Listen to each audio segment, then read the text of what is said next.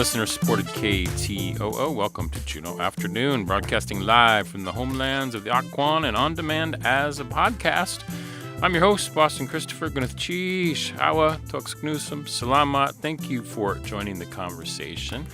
You may also join us on our live stream via KTOO's YouTube, Facebook, and Instagram pages.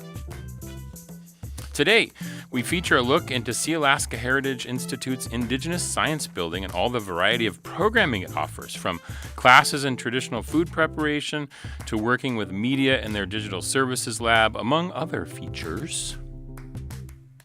Southeast Alaska Independent Living is offering Learn to Adapt Day at Eaglecrest this Saturday, featuring adaptive ski equipment such as the bi-ski, slider apparatus, and outriggers for 3-tracking. We have a preview with Emma Van Ness from Sail. And Barbara Craver is featured this Saturday during the Sketching at the Museum series. We talk with Barbara about her special watercolor process, gouache, and what she will be sharing this Saturday.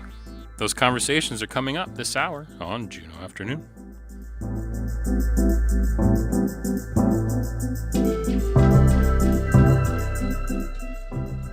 You're listening to KTOO's Tlingit Word of the Week. This week's word comes from Kushtaq Bill Fawcett, and the word this week is dleit. Dleit. That means snow. And here's a sentence. It's really snowing. Let's hear it again. Dleit. Snow.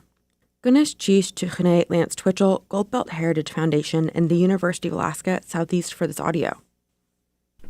Kushtaq Bill Fawcett was Slukach Ati and the child of a southern Shoshone man who passed away before Bill was born. His mother later married Sihua Bill Fawcett, who helped raise Bill. He lived on Occoquan Ani and enjoyed working with advanced language learners, helping them answer difficult questions about the language. And tune in next week for another Tlingit Word of the Week from KTOO.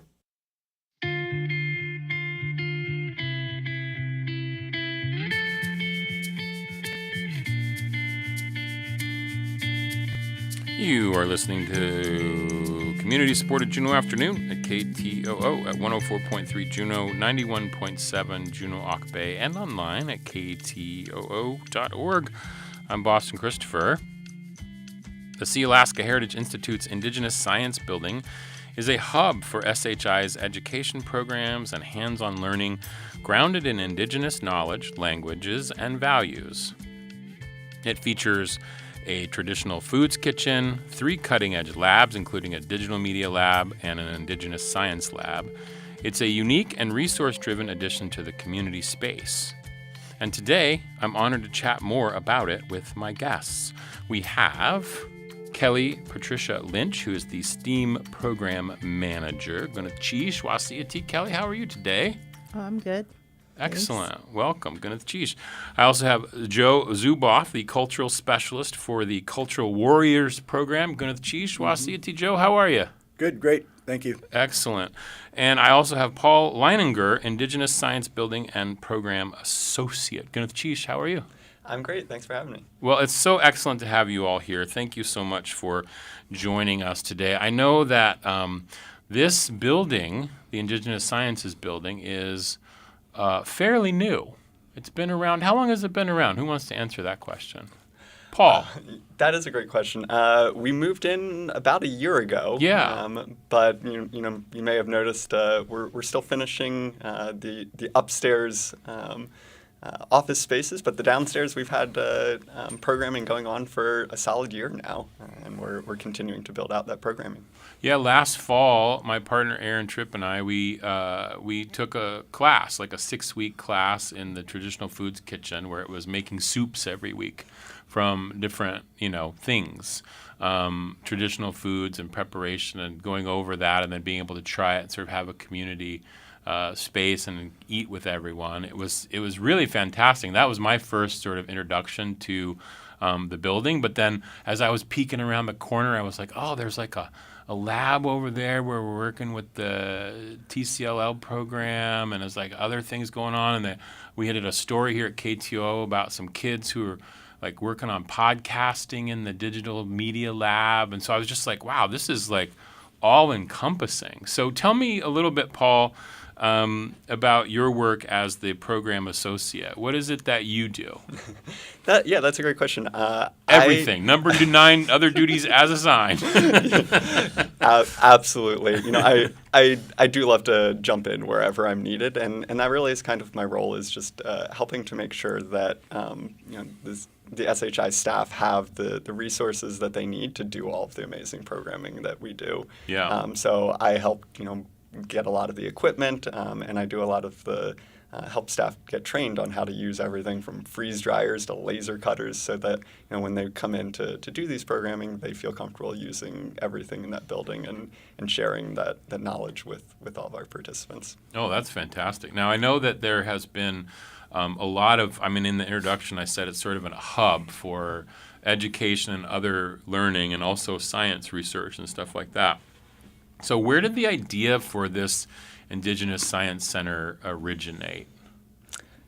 It really came from wanting to do more hands-on activities with our students. We have a number of amazing grants that we get to work with teachers and students throughout Southeast, but we don't have a ton of space for doing things on campus. We have the Otnene Arts Campus, where we have some programming there, but we really wanted more of a space dedicated to youth programming, and it slowly grew as we reached out to the community and partners and tried to figure out what the need was and what people wanted, and it turned into this whole building focused around that traditional foods and medicines kitchen.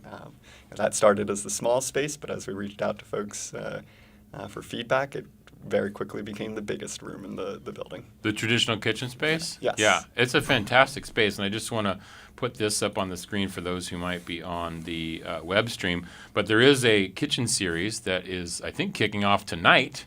Is that right? Well, we didn't. We actually had to cancel this evening. Oh, this evening's not happening. Okay. Unfortunately, we just didn't have enough people to sign up. So if you want to sign up for our Wednesday cooking series, please do. It's every other Wednesday with our STEAM instructor, Khalil English. Okay, yeah. And we'll just be going over some basic cooking of different sauces you can do with traditional foods, different ways you can prepare your traditional foods. And as we get later into the spring, we're going to be talking a lot more about those early spring harvests. Oh, excellent. So, that's a perfect time, right? All your shoots, everything, and how you can eat those like right away, because you can freeze some of those things, but they're really just the best, like to just pick them out of the ground and wash them off and put them in your mouth. That's awesome. Well, I know that there's a QR code on the screen, but I'm also going to give out this link, which is where I think you sign up, right? So yes. bit.ly/biweeklykitchen26.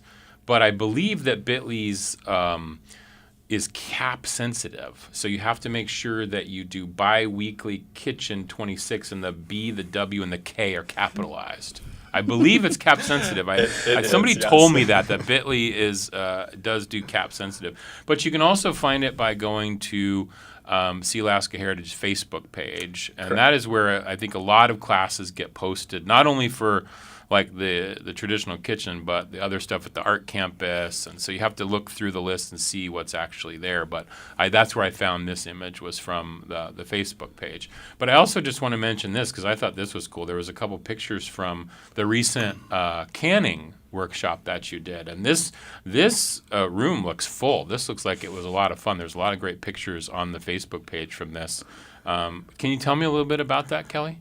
So the canning workshop did get full quickly, so quickly that we're holding another one on Saturday. Oh, this Saturday. Is also full, I'm sorry to say. We have been working on creating a monthly kitchen series. So we did jam making to start with, which is water bath canning. We moved on to vegetable canning, and now we're working on canning meats. Nice. To kind of give people those skills that they need for their harvests for the year. Ah, okay. And that is the reason of doing the canning workshops. We're working on some freeze drying workshops, some dehydration workshops as well later in the spring. Different ways to get the most out of the bounty that you're able to get from the land. I see. And where do you like this? This was deer, right? Jean Wu. Yes. And this was Mountain goat. huh? It was. Oh, sorry. Oh, this was mountain goat. Was that mountain goat? I wasn't at that particular Yes. one. Yeah, Okay. John Woo, yeah, that was the mountain goat. Oh, that was a mountain goat. Okay. Okay. There was John Woo and there was Goakan, so deer. So Oh, both. okay. Okay. And we. Oh, I had my words mixed up there. It's yeah. okay. We had both those meats that people were able to experience canning. The canning either one of those meats is a close process, same pressure, Similar. same time. Yeah. And where does how does this work? I know when we were taking the soup class that there was we were waiting for I think some John Woo, and it was like they were actually somebody was sourcing it, was getting it from the land. Was that you, Joe? Partly? Yep. You and another crew There was a crew of us. of you went out? Yep. Okay. That was because I remember I'd never had it before. I'd never had mountain goat before, and I think that was mountain goat chili, I think, or something that we made or that they made, and then we got to enjoy, and it was yummy. I have to say that was one of my favorite soups for sure during that process. So those classes, Kelly. You're trying to make it a monthly series. Is that something that people can sign up for? And where do we watch out for those? On Facebook. Facebook. And okay. so we'll have a couple more of those monthly series. We'll have the bi-weekly Wednesdays. And then starting Saturdays in April, every other Saturday we'll start having plant walks. Oh, nice. So you're going to be able to go out with either our STEAM instructor or another plant expert here in Juneau and harvest, and then if we have time, come back to the kitchen and learn how to process it as well. I see. Okay. Now, Kelly, since we're talking with you as the STEAM program manager, and thank you for putting the A in there. So, because a lot of people leave out the A, the arts. Can you tell me about the STEAM program and what that is and what your work is in that? So we actually have 7 communities that we work in, and we're working with Hoona, Angoon, Sitka, Wrangell. We have partners in Anchorage, here in Juneau, and then Craig and Klawock on Prince of Wales Island. Oh, wow. And so we've done a lot of work with teachers in those communities. And like Paul was saying, one of the problems we had was working out lessons and plans and making things for those rural communities. We didn't have anywhere to, try things out. So we were really annoying everybody in the Walter Soboleff with like our robots and our trebuchets made from a glow forge. And they're happy we're in a different building now where we have, our laser cutter room. And so the grant is at the end of, we're in our 4th year and we're just finishing up a few grant goals of having 300 events in the building. Wow. And we're at 271 or 2 at this point. That's amazing. Yeah, but all those events are not just us. So we have lots of other grants. So every time they have an event in the building, it counts as one of our events. Right. So which is great. Do you think you're going to try to get that grant renewed so you can continue? We're looking at some different grants and different ways of making sure that we have like really responsive programming to the communities and what they need. I see. But I think that, yes, continuing on science programming is really important for us. Yeah, absolutely. And Joe, let's chat about the Cultural Warriors program. Can you tell me a little bit about what that is and how it integrates into the science building? And, well, the Cultural Warriors program is captures young men from each community. So we have like 6 communities, I believe, with 2 young men and an uncle. We used to call it the Uncles Program, and that changed into the Cultural Warriors Program. We have some elders that guide the uncles and the uncles that teach the young men. So our main goal is to get a couple young men from each community that need some help in learning how to fish and hunt and process for each community, and teach them their culture, which helps them find their identity and then hopefully find a career path for them. Mm-hmm. We have a large, sorry to say, a large group of men that we're losing our life, that are losing their lives, that are not moving forward in life and tend to end their life. So we started the Uncles program knowing that there are a lot of young men there that don't have fathers or uncles to help them grow up. So back in the day, the uncles would take the children from the mother and father and teach them to be men, which would be hunting and fishing and helping their community, being a part of their community, and learning to process the fish. So the kitchen that we have here has worked great. I've been able to bring some seals in, some deer. We did the mountain goats right on the table inside. And, wow. And we were able to skin them out and start processing. That kitchen has been an eye-opener because it's a lot nicer to do it inside than it is to do it outside right now. Especially today. It's cold today. Yeah, with everything right there at our facility, it works out great in Juneau. It'd be nice if there was more in the smaller communities to where we can assist them in that, and where the uncles from each community would be able to help out. Processing using new equipment, not the old equipment. We're using up-to-date equipment with processing. Vacuum sealers, new vacuum sealers. We've sent some out to various communities, so that's available to a lot of our uncles to teach our young men how to process. And then the reward is they get to give that away to their elders, and that's becoming part of that community. So it's important that they learn how to be safe. We teach them gun safety. We teach them first aid, boat handling, hunting techniques, and, of course, processing them and putting them on the table and sharing it with the elders. You mentioned bringing some young men from other communities. Are they coming and being able to participate here in Juneau at this Indigenous Science Building? Yes, we have had them in various communities. We have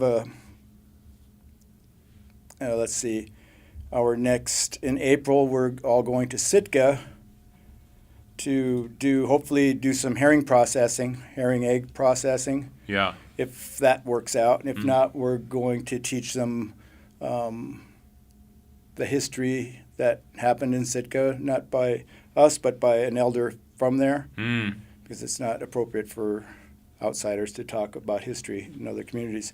But they also have a very large totem pole over there, totem poles over there, and a lot of history. So that's coming up. Our offboarding will be in Huna. That means the ones that are with us now will be graduating. And then that'll be happening in May. And I believe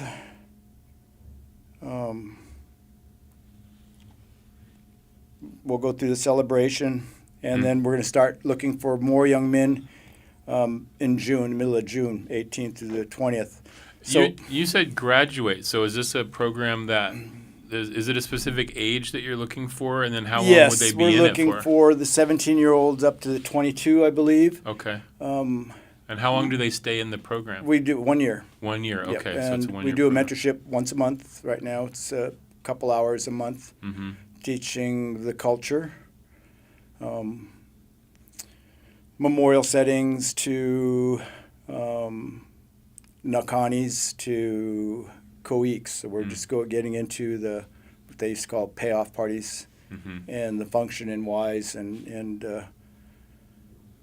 introducing them their culture, help them find who they are. And if somebody wanted to maybe get their son enrolled in this program, how do they find is it easily like in my search engine? Yes, we will have cultural flyers out. It'll be online, and it's a Probably. short window. Yeah. We're looking for the young men that need the help. Yeah. And we have a lot of high school young men that are in there, but they're too their schedules are real conflicting with what we're trying to do. We're looking for the weekend warrior type that'll be able to go out and do some hunting. And do some hunting Yeah. and learn. So yeah, I got you. It's been interesting. We're going through the learning phase, and it's hopefully it's going to be a lot easier as we grow to get a lot of these young men. It's a cool program. Heidelberg, Cake, Yeah. Haynes, or Klukwan, Klukwan, Angoon, Yeah. Sitka, of course. Yeah, that's fantastic. The Cultural Warriors program, put that in your search engine or probably on the Sealaska Heritage website. You can always go to sealaskaheritage.org. And, or you can email Michelle Martin, michelle.martin@sealaskaheritage.com. There you go.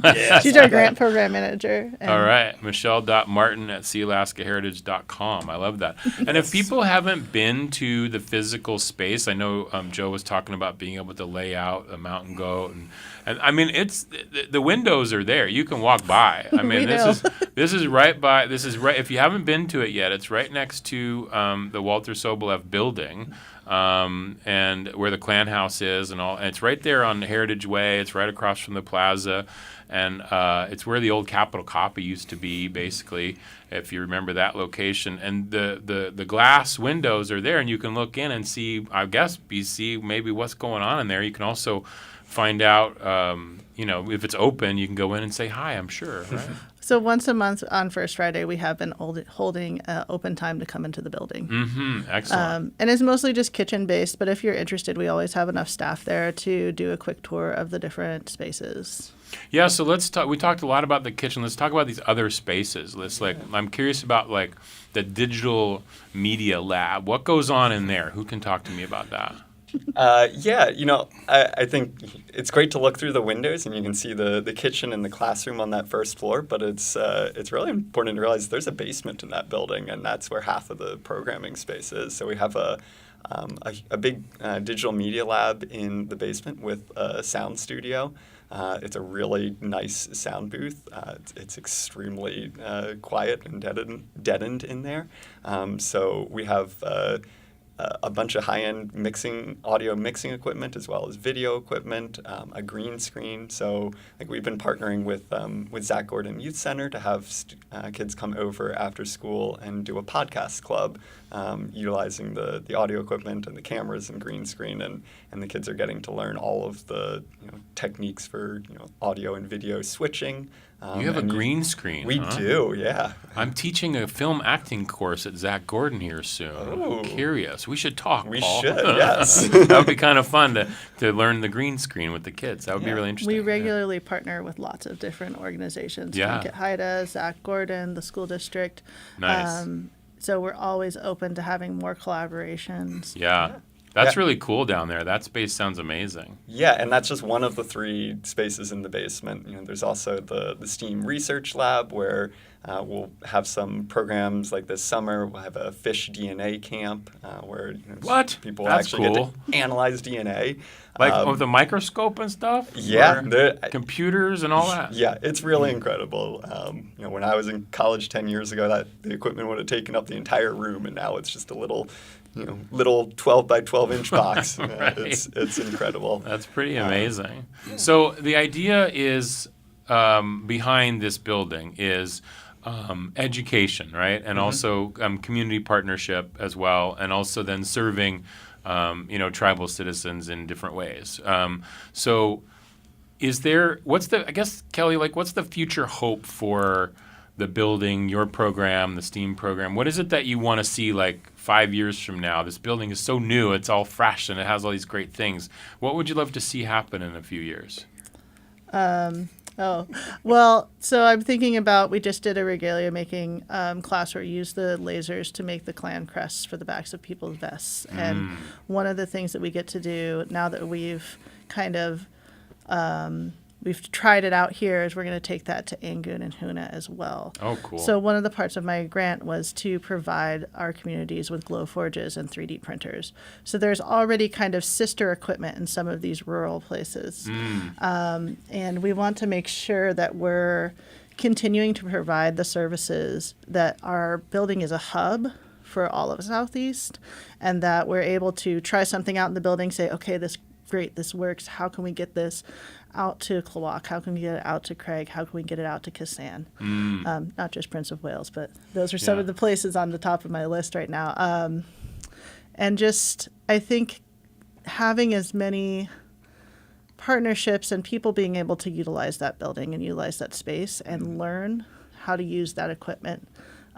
Looking at like career paths, some of our equipment, our CNC machine is amazing. What's a CNC? How do you call that? It stands for computer numeric control, but most people just think of them as big, huge computer-controlled router. So it's a big carving machine. But that is a legitimate career path as a CNC operator.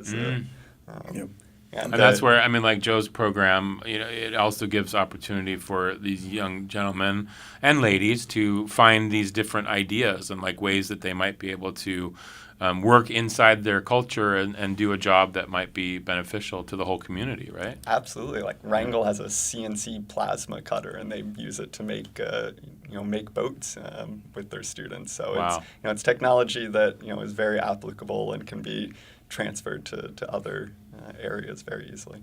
What would you like to see in a few years, Paul? I think similar to what Kelly said, just continuing to branch out that hub and spoke model and having more people just consistently in that space. I really love how we're able to bring in 10,000 plus years of traditional knowledge and see how that then gets used with contemporary technology, and just the melding of those two is really amazing. And I just want to continue to see that equipment getting used and people coming up with new creative ideas for things that they can do. Yeah, that's cool. And what about you, Joe? What would you like to see for the Cultural Warriors program in like 5 years? I would like to see 1 or 2 or 3 young men come back to Sealaska Heritage and be teachers to keep these programs going, because they're very, very important within our culture. And that's starting to happen now. I'm seeing some young men that started early on and are now Tlingit language teachers. Oh, nice. So this tells me that Sealaska Heritage is growing and it's succeeding. But it's been a while. I love the idea of the science behind all this, because it's going to help a lot of our young men and women from the smaller communities to find a career path that they would love doing, whether it's making vests out of lasers now. I mean, hey, that's and finding out the DNA of yourself and the creatures that you're living off of. Yeah. And becoming a scientist. It's all possible. That's kind of what I want to see the Cultural Warriors, is to let a lot of these young people that are in the smaller communities that do not know that they can do this, that we're able to show them and help them grow in a bigger community, and then go back and be a part of the community. Yeah, and give back. Yes. I have my son just became a teacher in the spring. Oh, that's so cool. Last year, and I had no idea that's what he wanted. But it's like I always tell the young ones, follow what you love doing, and proceed that. Yeah. Absolutely. And Kelly, is there anything else that you want to mention about the Indigenous Sciences building that we haven't talked about? Oh, we talked about so many things. Yeah.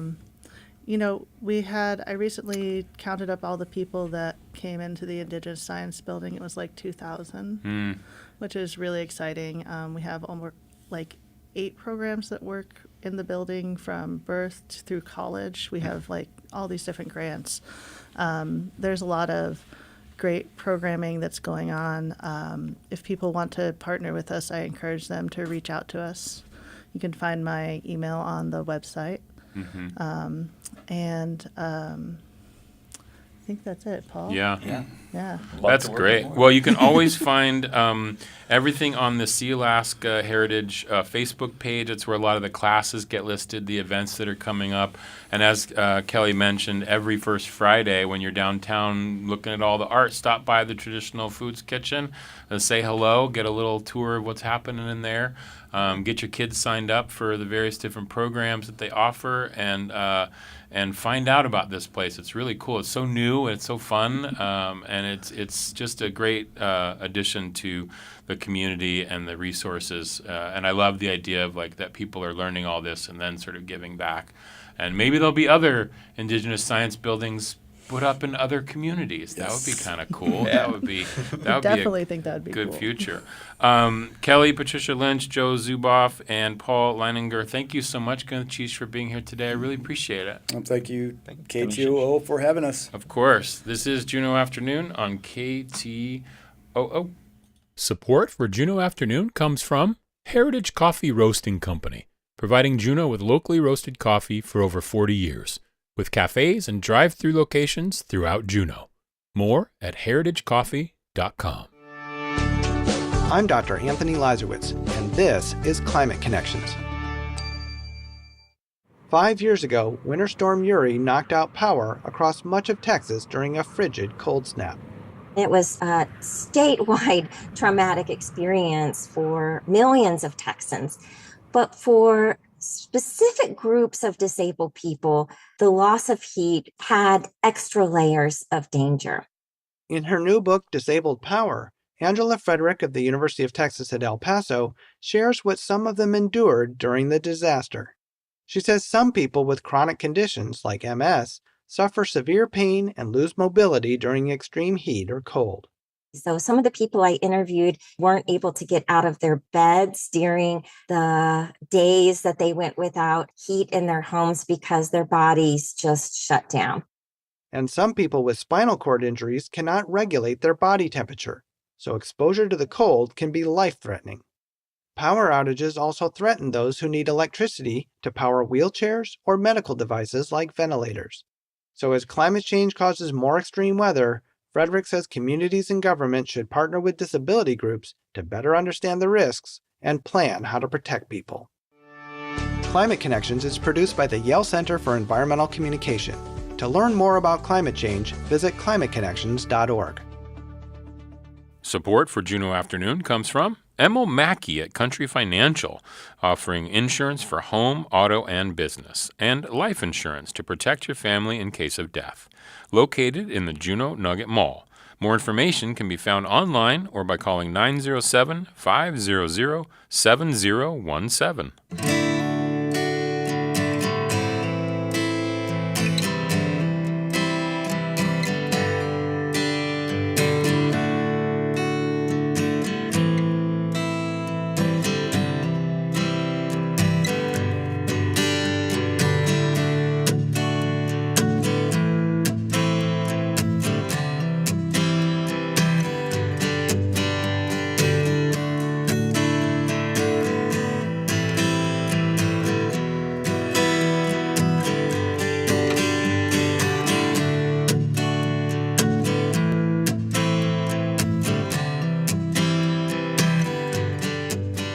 Welcome back to Juneau Afternoon from your public media station, KTOO. I'm your host, Boston Christopher.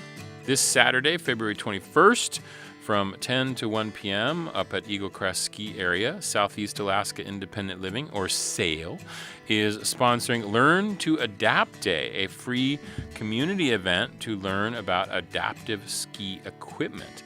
And here to share some details and a preview is Bridget Thompson, the operations director for SAIL. Thank you so much, Bridget. Welcome back to the show. Good to see you again. Wasiati, how are you? Good to see you too. I'm doing good. Okay. Thanks for asking. So, just for those who don't know, remind people about SAIL. Yeah. So SAIL, also known as Southeast Alaska Independent Living, is a center for independent living, and we assist people with disabilities or people who are aging through a variety of programs. So we've got a traumatic and acquired brain injury program.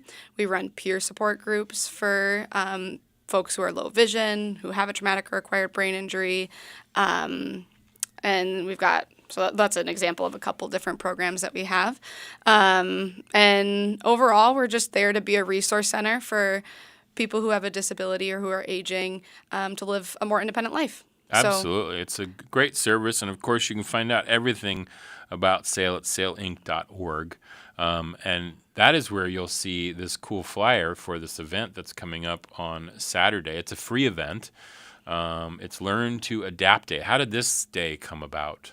Yeah, so, well, we have our adaptive ski program up at Eaglecrest, and we work with people to make the outdoors accessible for everybody. So that means that people who have different types of disabilities use different types of adaptive equipment to be able to ski or snowboard or recreate. But Learn to Adapt Day grew out of that, of just like being in a community event that you can come and try this out. So if you find yourself at Eaglecrest on the weekends, you might see access. We shorten it to ORCA. Working with people and on what we call the bi-ski. So it's like a sit ski. It's for people who might not have control over their have lower mobility control. And so they'll actually, in order to ski, they're going to sit, and sometimes they can do it assisted. So we call it tethering, where somebody is behind them and they more or less kind of help steer to get them down the mountain. And sometimes people can do it unassisted too. So it's just a different way to ski for somebody who might have a lower injury. So you sit down, and are you still on skis, or is it more like a sled? No. Yeah, you're actually still on skis. So you can kind of imagine it. Turn and stuff? Yep, like the chair I'm sitting in, except then there's 2 skis on it. And then you can also add what's called outriggers, and there's these 2, you put one on each hand, and it's what you use to steer. So you're using a lot of your core to steer and make those turns to go down the mountain. That's awesome. It's awesome, and it's a super cool adaptive tool. Our program has a couple of them, and we ski with people of all ages. So we've got some super young folks that we ski with, like 6, 7, 8, really young, all the way up to we've had people who are 60 plus. Wow, that's pretty cool. Come ski. And you also have something called a slider apparatus. Yeah. What is that? A slider is a tool that you use. You typically are standing on skis. So you would be on your own skis, but then you have this tool that you kind of grab onto, and I'm trying to it almost is like a upright walker. And it's also got skis on it. So if you look at it, you've got 2 pairs of your own skis and 2 pairs, like one set for the slider. And you're kind of helping it. It helps you stand upright and gives you something to lean on. Is it like a Segway for skiing in a sense? Imagining like somebody standing, right? Yep, and then they're going to be doing all their own turns with the slider. Yeah, so the slider doesn't do any of the movement. They're doing that, but it's kind of used as a guide. I see. Yeah. Okay. So you steer it. Yeah, you use. Yep. In a way, it would help. It would help you. You use your body probably too a little bit, yeah. Yeah, it's something that you would be standing and holding onto the slider and kind of going down the mountain, and then you can do that also assisted. So there's usually one of our Orca folks on either end of it to kind of help somebody make those turns to go down the mountain. Oh wow, that's pretty cool. Yeah. And then what's an outrigger for three track? What is that? We're just getting everybody used to our outdoor rec lingo. Yeah. So a 3-track is somebody who who skis with one of their legs and 2 outriggers, and those outriggers are the things that I was telling you that you hold on to with one on each hand, and you help use those to ski. An outrigger is it's a piece of metal with a foot on it that looks like a ski, but it's only about 10 inches long. So the ski on that outrigger is really short. And so that's what you're using. Those are, you're holding on to them, but those outriggers are what touch the snow. So those are that's what's balancing you on the snow.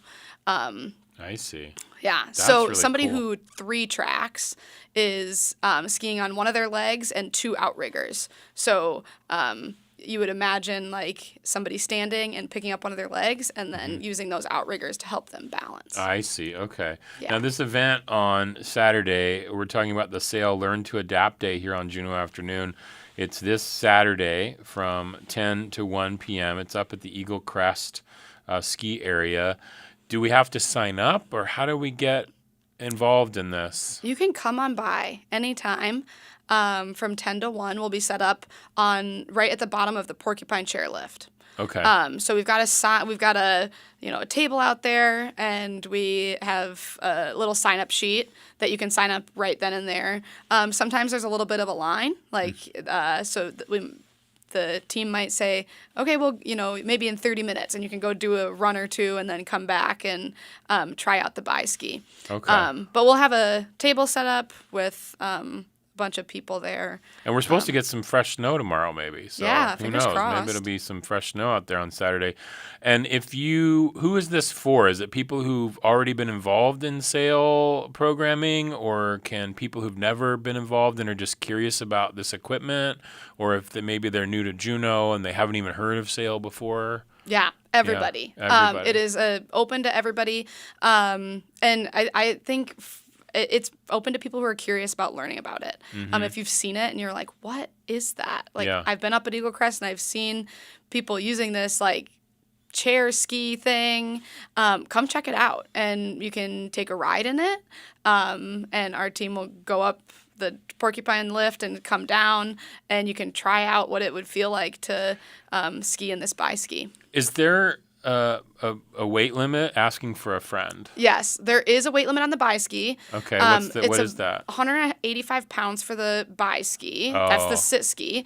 And then the outriggers, no weight limit at all. Like you could try those out and now, because someone who hasn't skied in, let's say, 30 some odd years, who's a little afraid of skiing. Yeah. Is the outrigger gonna help me? Like, would it what is the word? Would it help me with some of my fears of like falling, or am I still gonna fall? You might still fall. Yeah, but that's okay. Yeah. But yeah, it probably wouldn't prevent anybody from falling, because it's kind of, it would be, you would replace it with your ski poles, right? So you would like typically, like if I were, or you were to go up, or anybody were to go up, you would get your skis and you'd get outfitted with your ski poles. We would just replace the ski poles with the outriggers. I see. Okay. Yeah. And is there a bi-ski for larger folks? Part of it is I am not 100% sure on the bi-skis that we have up there now. Yeah. And part of it is because we do like a human lift to get people onto the chair. I see. Okay. Yeah. Right. So you don't want to. So it's not always the pick me up, is what you're saying. I get it, Bridget. It's okay. It's the Learn to Adapt Day from Sail. You can go to sailinc.org for more information about all their programming. This event is free on Saturday from 10 to 1 p.m. up at Eaglecrest. Just show up, sign up, give a ride on the bi-ski or the outrigger or the slider apparatus or whatever else is going on up there. Yeah.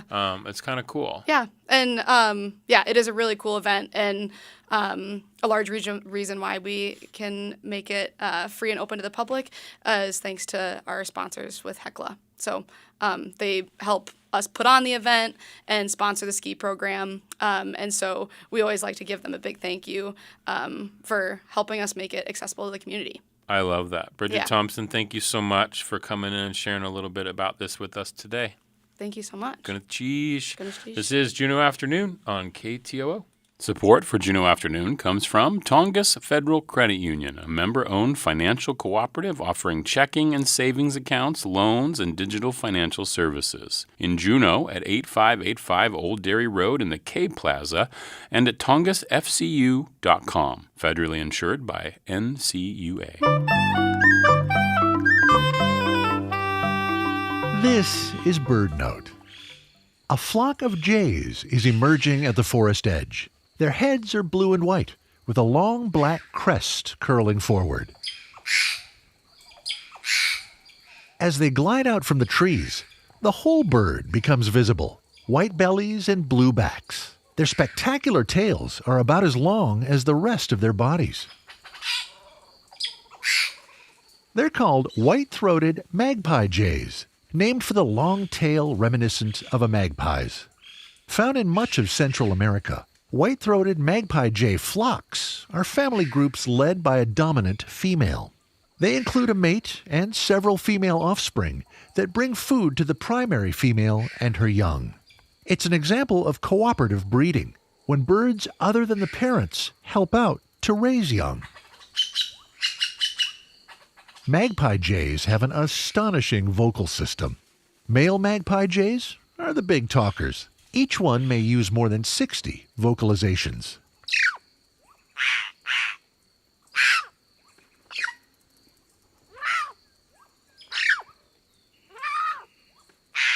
Nearly 50 species of jays are found around the world, each distinctive, each with its own complex society. For BirdNote, I'm Michael Stein. Support comes from Wild Delight Bird Food, offering a variety of blends designed to mimic the natural resources wild birds crave. Available at chewy.com.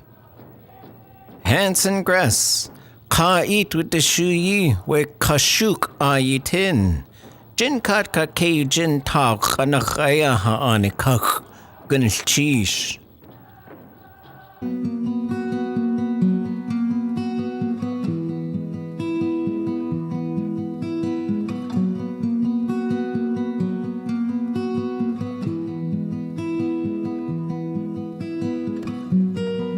You are listening to Juneau Afternoon from Studio 2K at KTOO, dedicated to Carolyn Hobbs Peterson. I'm your host, Boston Christopher.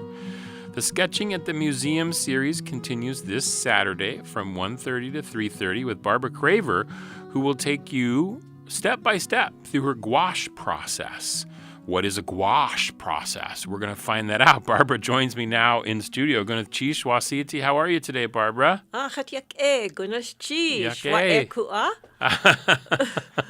assume you're well too. Oh, that's good. I didn't know that one. That one. That's good. How are you? Oh, okay. I And see. then you say yake. Yake. Yes, absolutely. Thank you so much, Barbara. That's good. Helping me along my language journey. Oh man, we all need to go on it. I think. So this I'm gonna pull up the flyer for this Sketching in the Museum. Mm-hmm. It's a series that's been going on at the museum for a few months now. Yeah. And basically what it is it's like once a month, I think. I think it's twice a month. Twice a month. There's a schedule for it. You can check it out. You can go to lam.alaska.gov. I'm sure you can find the schedule on there. But what they do is they bring in somebody like Barbara, and they talk about the process that they use in making their work. And so this Saturday, you're going to be going over gouache. Yes. What is gouache?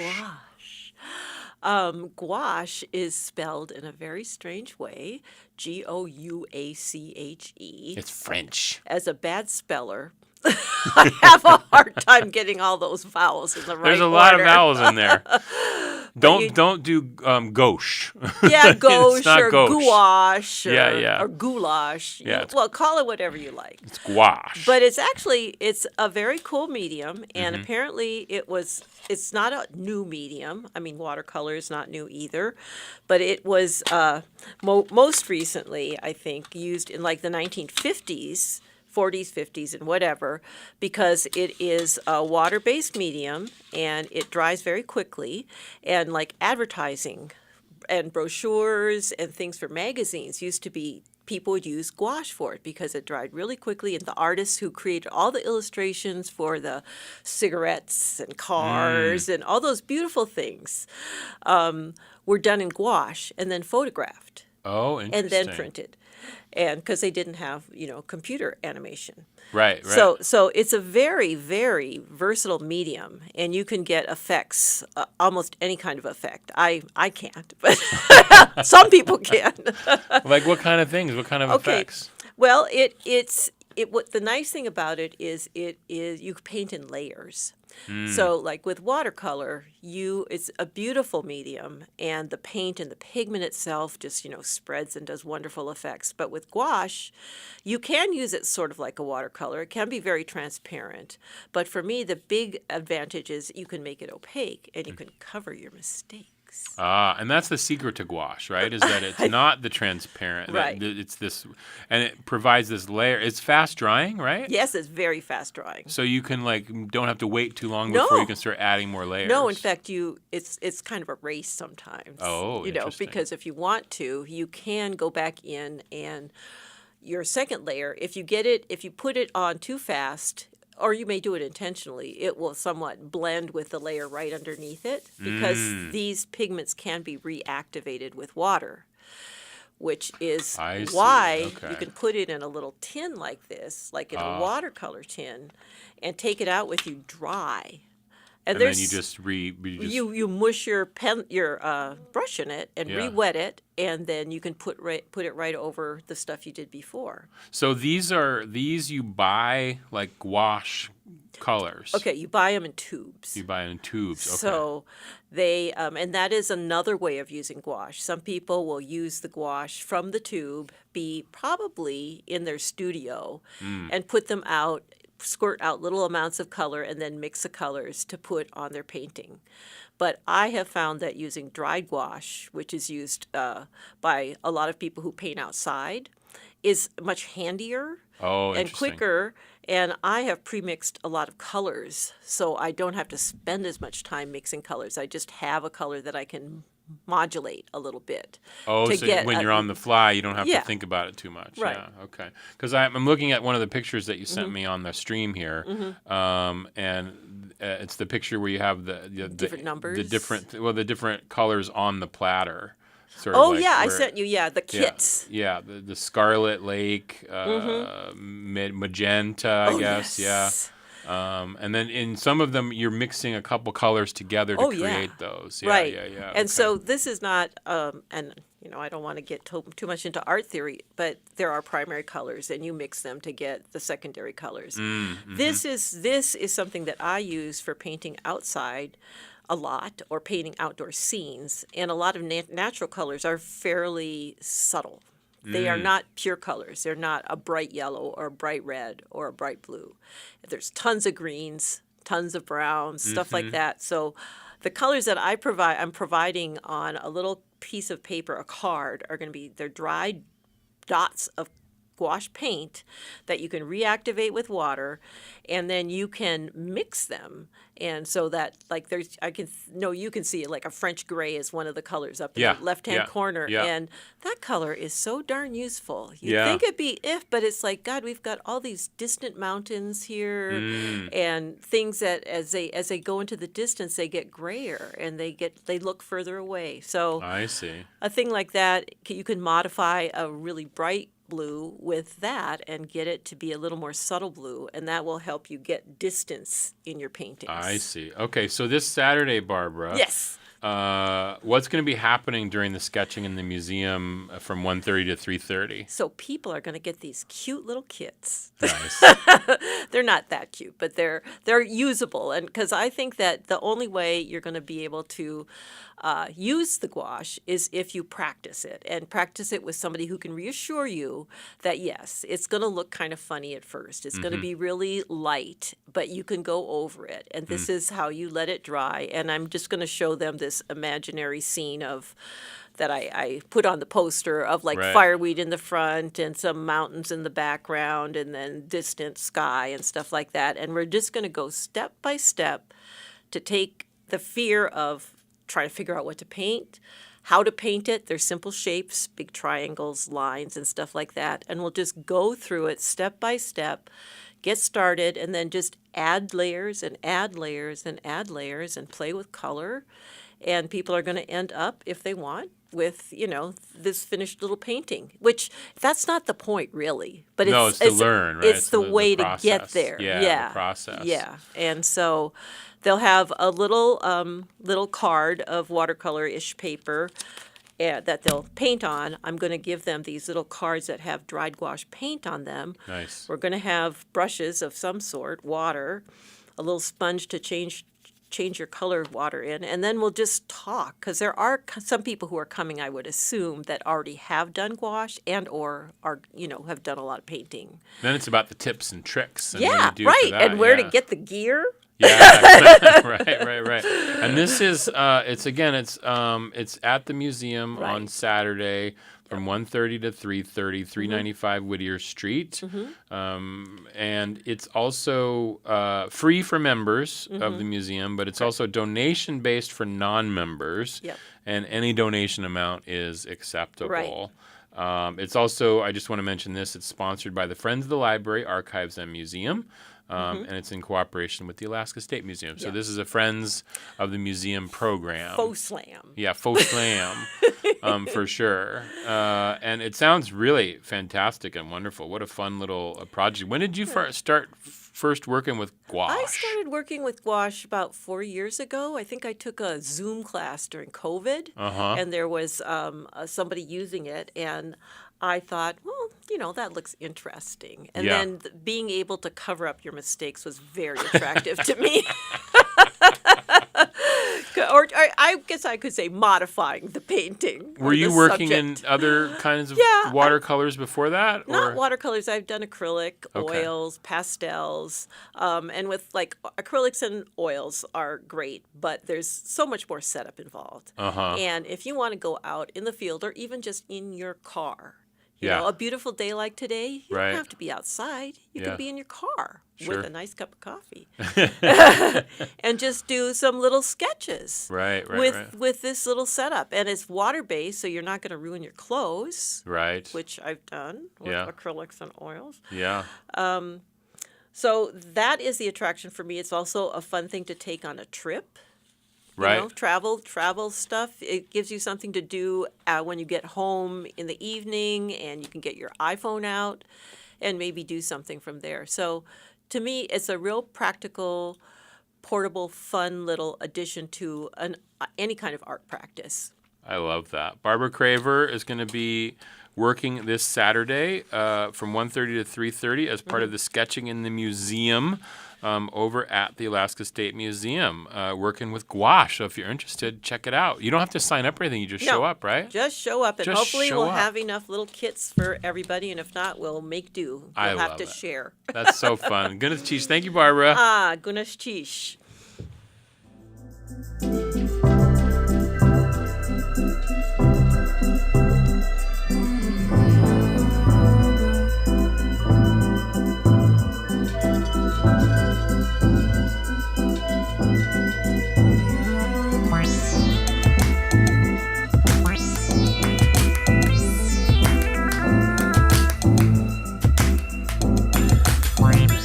That will do it for today's Juneau Afternoon. Local stories, local people, local connections made possible by you and your membership donation at ktoo.org. Juneau Afternoon airs Wednesday through Friday at 3 p.m. here on KTOO Juneau 104.3 and KAUK Juneau Akbay 91.7. Hello out the road. Find the show online at ktoo.org/Juneau Afternoon. You can also find live stream archives on KTOO's YouTube page. Theme music is by Indian Agent. Programming support for Juneau Afternoon comes from Emil Mackey at Country Financial, Hanson Gress, Heritage Coffee Roasting Company, and Tongass Federal Credit Union. Cheesh. Juneau Afternoon is a project of the KTOO Arts and Culture team. I'm Boston Christopher, producer and host of the program, with help today from Aaron Tripp. Have a wonderful Juneau evening.